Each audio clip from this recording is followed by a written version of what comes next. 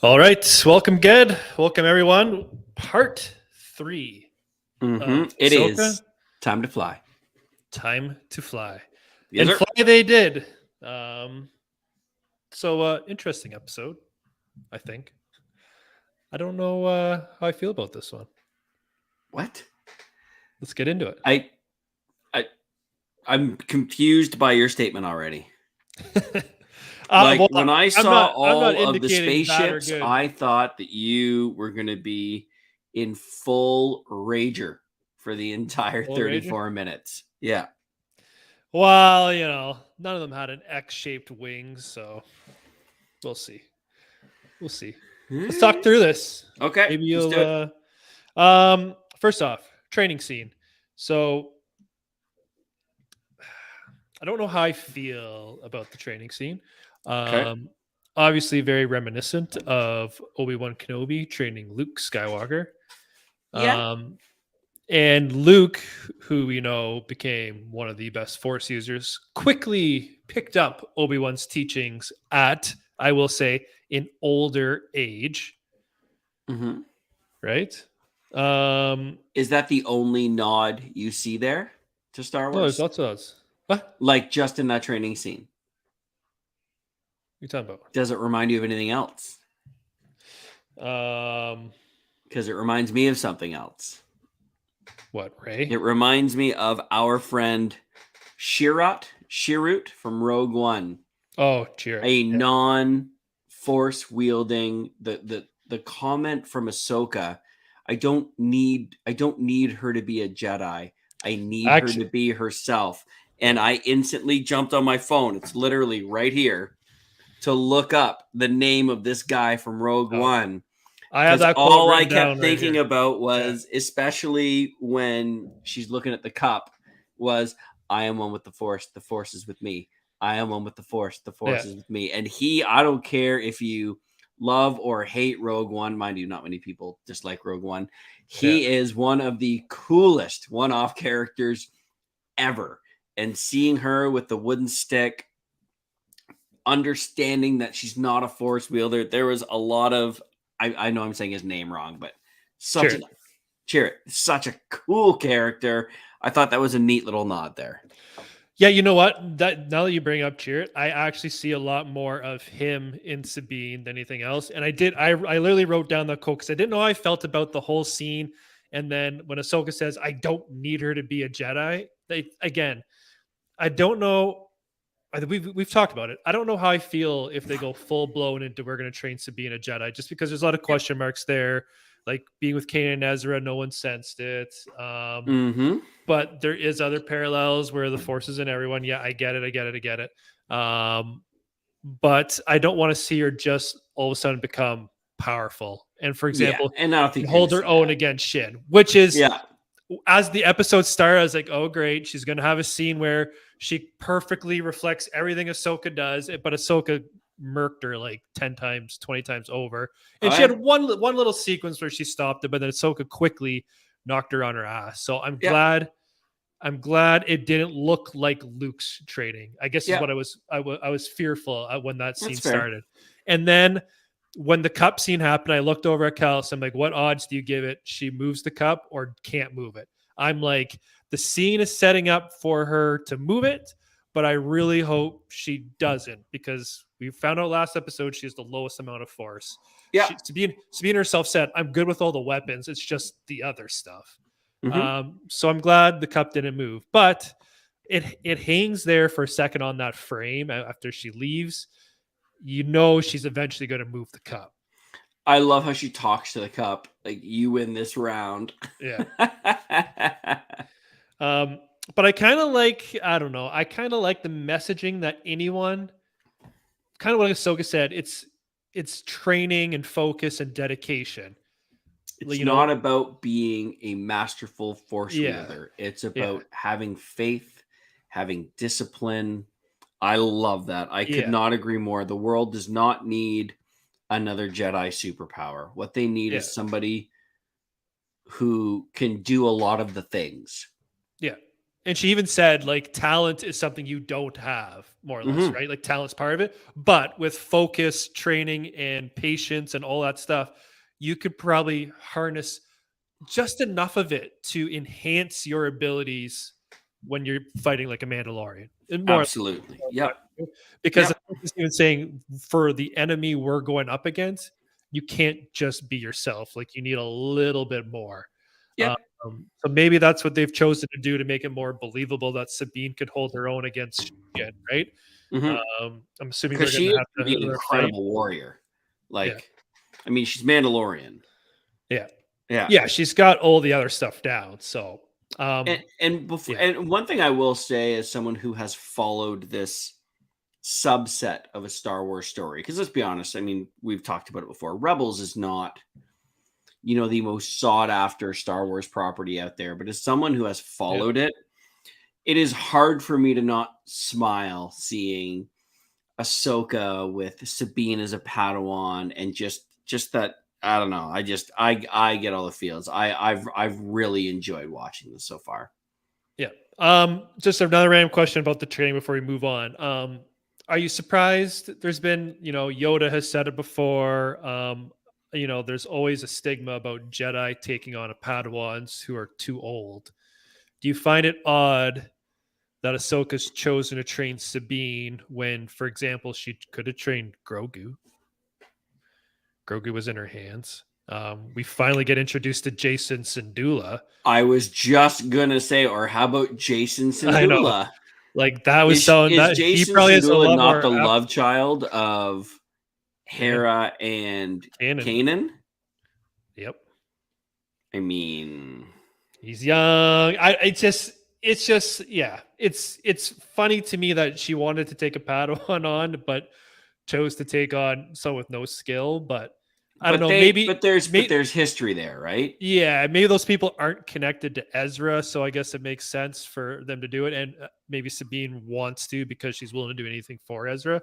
But I find it odd that she just ditches. She had Grogu in her hands and just ditched him. But she talked about how she walked away from Sabine the same way she walked away from Anakin. So I think because there's that history there, there's a massive attachment there between Ahsoka and Sabine. So I'm not surprised at all that it has gone this way. In fact, if anything, I think that there's a piece of redemption because Ahsoka has been the person to just walk away so far. And now I'm going to get way off topic here, but now my brain's just going in over mode.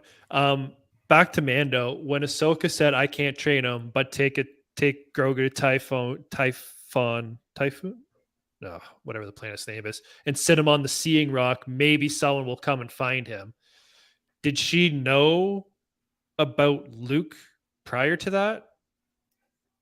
Because if she knew about Luke, why not just say, "Hey, I know a guy who's starting a Jedi Academy. He'd be perfect for him." You would have to think so. Yeah, I would think by that point in time they would have known each other. So I don't. Yeah, now I don't know why they had to do the whole seeing thing. Anyways, okay, let's get back to the episode. So Sabine does her little training again. It's just added development for what Sabine and Ahsoka's relationship is. And again, this episode is pretty straightforward. It's basically follow the homing tracking and find out what Morgan Elsbeth's doing, plot wise. Did you like the scene with Hera and the council? I thought Hera was a bit. I liked the aggression she brought to the meeting. I also no Mon Mothma shout out so far. Well, I'm about to talk about Mon Mothma.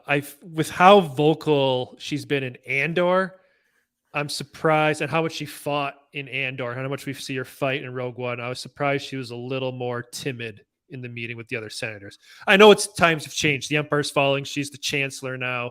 There's a lot of other things going on, but I thought she was, and you could tell with her eye movements, the way she's looking at Hera, basically like, zip it, Hera, like, I'm going to fight for you, like, let's figure this out. But I'm a little bit surprised Mon Mothma didn't give him a little bit of help. Yeah, but that's more so her role later on in the story, right? Yeah, she goes from being that rebellious shit disturber to playing the political card very, very well. No, she's got I will say I loved Hera's.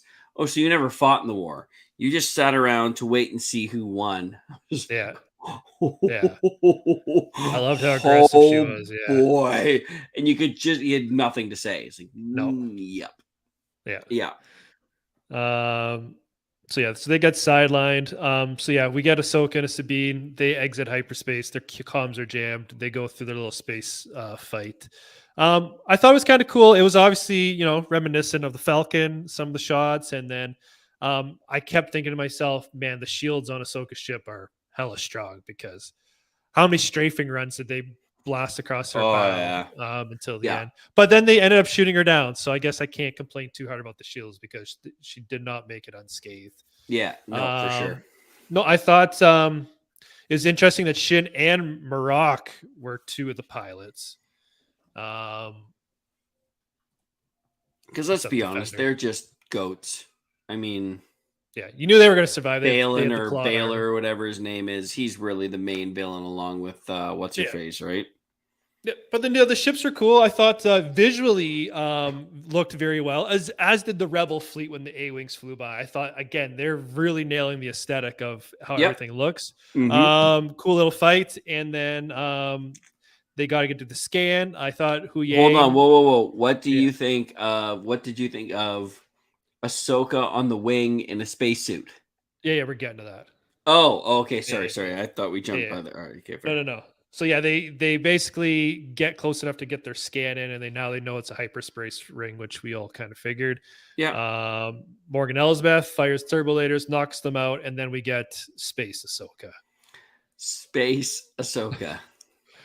I don't know. I don't know how I feel about Space Ahsoka. What do you feel about it? I like the. I don't know if I like the concept. It was dumb. Yeah.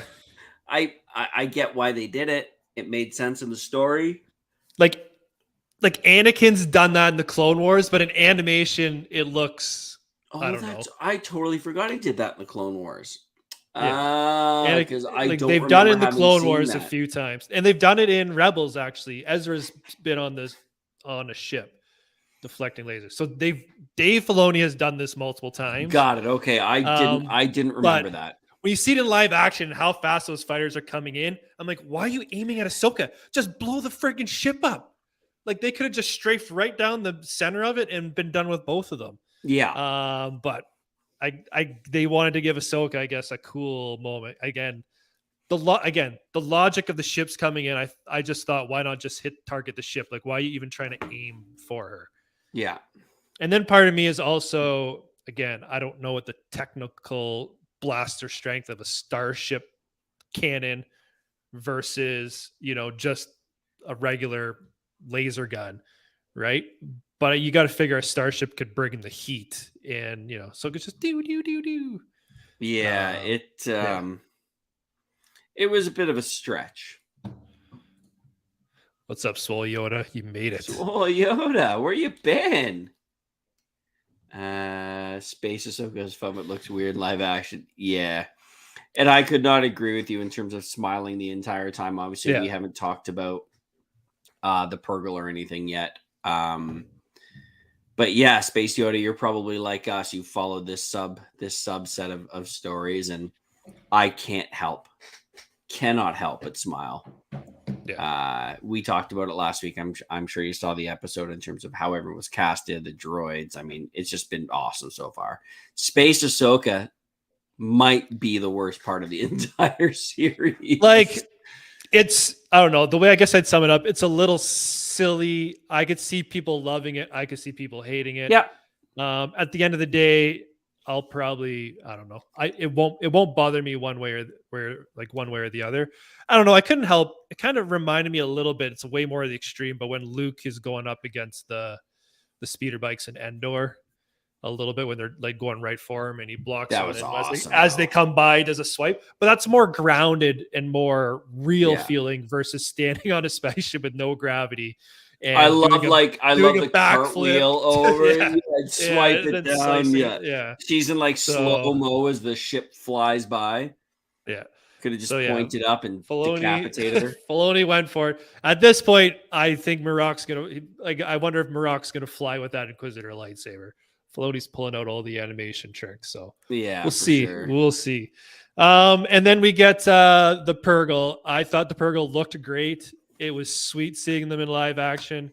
I can't help, you got to figure that Morgan Elsbeth is going to take her ship to go get Thrawn, and Sabine and Ahsoka are going to travel with the Purrgil to go to the other galaxy. Yeah, it's kind of shaping up that way. Yeah. I absolutely echo your sentiment on the Purrgil. I mean, that's something that I'm sure we both kind of wondered what that was going to look like in live action. And the way they captured it was so good. And it's almost opposite of Space Ahsoka, because in animation, the whales can kind of look a little silly, but in live action, it looked better. They looked so good. Serious, you know what I mean? There's some real mass and size behind them. I love the way they look. I thought after seeing them in Rebels, I thought maybe live action Space Whales might be a little silly. Agreed. But no, I thought they were very well done. Yeah. And then, so what else do I got here? So the one other thing, I kind of feeling a theme of it so far. Do you feel Ahsoka's a little too chill? That was kind of a broad way of saying it. I can't quite put my finger on it. No, I think that she has now, because nonchalant. We've always seen her as Snips. We've always seen her as the uppity, high energy Padawan to Anakin. I think that she is continuing on the way she was when we saw her in Mando. Yeah, she's very calm, reserved, calculating, I guess. I guess she kind of feels maybe she's one step ahead, like when she's talking to other folks, right? Yeah. It's just an interesting demeanor she has. And as I'm watching it, I started thinking about Ahsoka in animation. I was like, she definitely does have a little bit of a personality or attitude. But again, we're farther in the future though, so I guess that comes with time, right? Have we had the conversation around her white sabers? Yeah, she purified an Inquisitor's sabers, I believe. It was in a novel. Got it. Yeah. I struggle with that. Yeah. Struggle. Oh, did you know I totally missed this. I think I saw it on TikTok, but there was a in the last episode when Balin's talking to Shin, when he sends her off, there's a scene where he looks up at the gray sky for a minute or two, well, a couple seconds, and you can see the outline of a Purrgil going across the sky, and you could hear like a whale call. Oh no, I missed that. Yeah, I totally missed it, but apparently it's there, and it makes sense because literally next episode there's literally a swarm of Purrgil in the upper atmosphere. So good. Anything else you want to touch on? No, my big thing was really equating the training scene to our friend in Rogue One, in terms of that non-force wielding, but has other attributes. And just going back to that, you see her other attributes. Like when she's piloting that thing, that she's incredible. Yeah. Like when you talk about bringing other things and Ahsoka saying, I need her to be herself. Like when she's flying Ahsoka's ship, she's insanely talented. So I think that this show is going to really branch off and help us understand that talent isn't necessarily being able to have cups float across the table. And even though he was able to do it, I couldn't help but think about Broom Boy when those scenes were going on. You know what I mean? Anyone could have the Force power, but Broom Boy was especially strong with the Force. Yeah. Just one other tidbit for you. So the Ahsoka viewership numbers came out, and they are similar to Andor, but half of what Obi-Wan Kenobi did. Shocked? No. Surprised? No. because again, like unless you watched Clone Wars, like we represent a large number, but not a large percentage of most Star Wars fans. 80% of Star Wars fans has not watched Clone Wars, has not watched Rebels. Well, Clone Wars, I would say, yeah. Rebels is maybe the off one. I think you're high, man. I don't think that's the case. And viewership reaffirms my point. Everybody was going to watch Obi-Wan because, pardon my language, it is Obi-fucking-Wan Kenobi. Yeah, it's Ewan McGregor. You and I are both huge. And Hayden Christensen and Vader. They had a lot to sell. If you polled 20 random Star Wars fans, you do not get 5 that know who Ahsoka is. I think Flat you're out. a little light. I think you're a little light. You're a little lightheaded.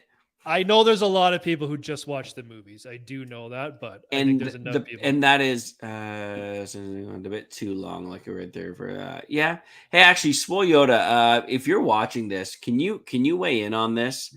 I believe that if you polled 20 Star Wars fans or people that enjoy Star Wars, I would say 5 do not know who Ahsoka Tano is.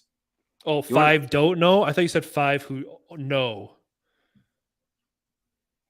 So you're saying 75% would know Ahsoka?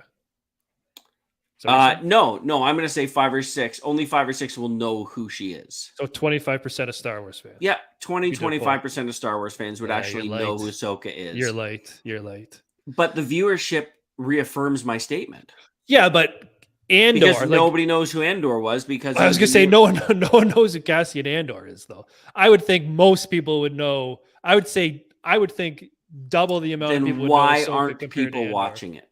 They're probably just if you put Obi-Wan season 2 on, if you put Obi-Wan series 2 on, he gets the same viewership. You think after season 1? 100%, because it's Obi-Wan Kenobi. Yeah, possibly. Just saying.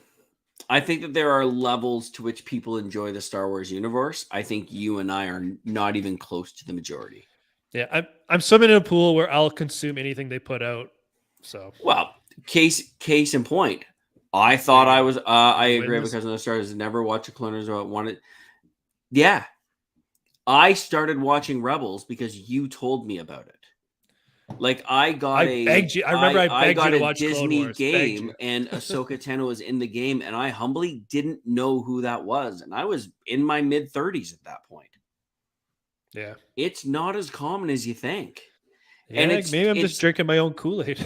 I think that you very much, and I don't say this is like a negative way, but it's hard for you to see past the kind of the end of your nose and that. Like we are not the majority. Most people have no idea how incredible the Clone Wars and Rebels sub-stories are. People have no idea who Sabine Wren is.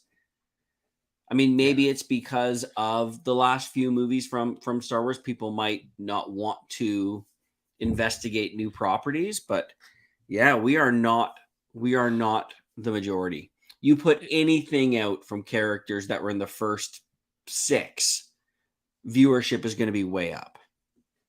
It must be weird to watch the Ahsoka series and not know who Sabine and Chopper and Hera are. Right?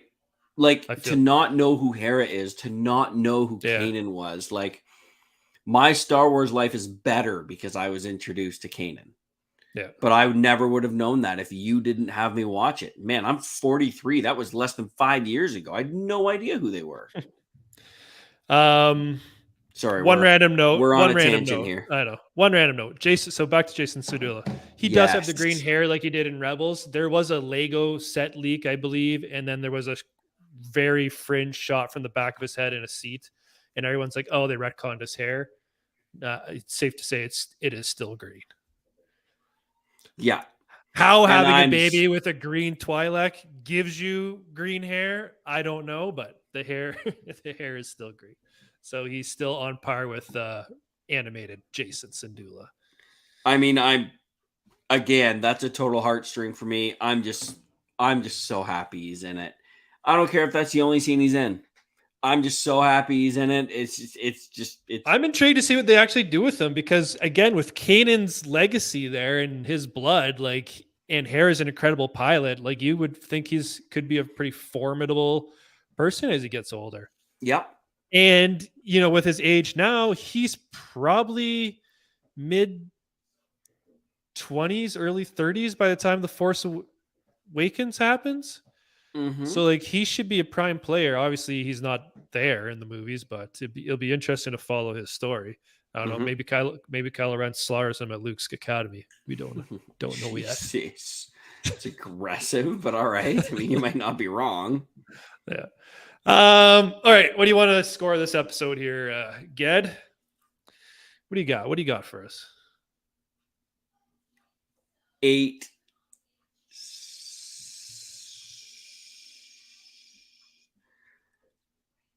8.8. 8.8. I'm gonna go 8.8. I loved the space scene. The Purgle for me, give it like an entire half point raise. It doesn't touch 9 because of the backflip. Ahsoka space flip. Did you like her space suit? I was okay with the space suit. Just I see what they were trying to do, and I applaud them for doing it. That's why, like, I still give the episode 8.8. It was still incredible. You know what I was waiting for? Without the Ahsoka spacewalk, I'm probably a 9.1 on this episode. Yeah. That's how much the spacesuit. Again, it's not that I didn't like it. It just, like, there was so much momentum in that episode. Yeah. If you look at everything that happened, the Purgle, the training, you know, Ahsoka's realization of she doesn't have to be a Jedi. She has to be herself. There were so many messages, and then a cartwheel flip on the wing of his spaceship. I'm like, fuck, almost. You know what I was almost disappointed they didn't do? Huh? They didn't do the Leia Mary Poppins when she's like floating in space and she's like, "Come get me." Oh. That was a perfect opportunity to establish Force users can like use a Force to grab onto that object and pull them in. Yeah. I was waiting for it. I was waiting for it when she was floating. I was like, "Oh, she's doing it. She's doing the Poppins," but it did not happen. What about you? What do you score in this thing? We're like, I don't know. We're opposites. I was real high last week. I'm still high, figuratively and literally. Yeah. I appreciate the clarification there. I think I'm 8.4. 8.4. Wow. I'll tell you why that shocks me. Because you are a Star Wars ship nerd. I do love the ships, anybody. Yeah. I genuinely don't know anybody who enjoys the ship lore more than you do. I am mind-boggled to hear you score this under me. Do you want me to really? Let me break it down for you real quick. First off, 8.4 is a solid score. I agree. Who haven't been paying attention. Secondly, is a very short episode. It's only 34 minutes. And I felt a decent part of that was tied up with the training scenes, which again are fine, but were they groundbreaking for me?